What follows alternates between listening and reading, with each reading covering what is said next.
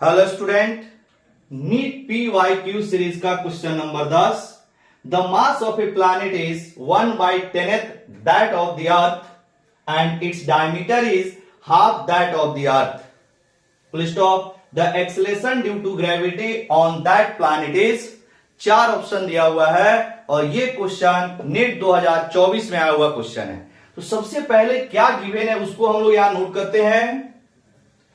Question है कि planet की जो मास है वह अर्थ के मास से 1/10th पार्ट है। मतलब यहां पे अगर हम लोग लिखे mass of the planet is equal to mass of the earth divided by 10। इसके बाद में दिया हुआ है diameter of the planet is half of the diameter of earth. मतलब अगर यहां लिखे डीपी तो डीपी इज इक्वल टू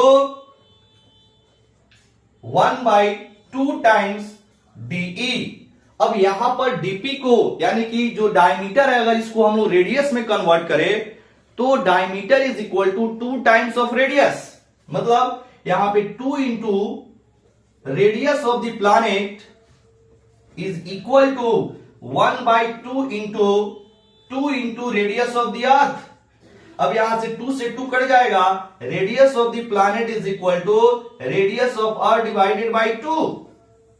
ये आपको गिवन है और हमें निकालना है कि जो एक्सेलेरेशन ड्यू टू ग्रेविटी है वो प्लैनेट पे कितना होगा।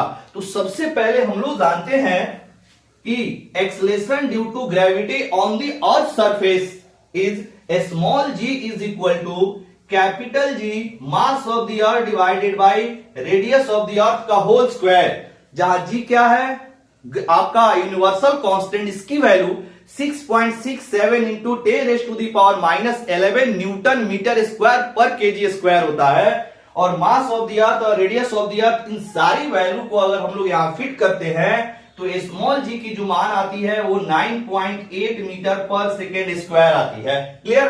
अब हम लोग क्या करेंगे, जो प्लैनेट पर एक्सेलेरेशन ड्यू टू ग्रेविटी है उसके लिए फॉर्मूला लिखेंगे। अगर हम लोग इसको जी डैश बोले तो g dash is equal to क्या हो जाएगा, जी डैश का मतलब है acceleration due to gravity on the planet is equal to capital G mass of the planet divided by radius of the planet का होल स्क्वायर। यही formula आएगा क्योंकि प्लैनेट पे निकाल रहे हैं हम लोग। अब यहां पर एमपी का जो मान है me/10 है। मतलब मास ऑफ द प्लैनेट जो है वह आपका अर्थ प्लैनेट से 1/10th पार्ट है। तो यहां पे अगर हम लिखे कैपिटल जी और ये आ जाएगा एमी डिवाइडेड बाय 10 और रेडियस जो है प्लैनेट की वह अर्थ के रेडियस से आधी है। तो यहां पर लिख सकते हैं RE डिवाइडेड बाय 2 का होल स्क्वायर।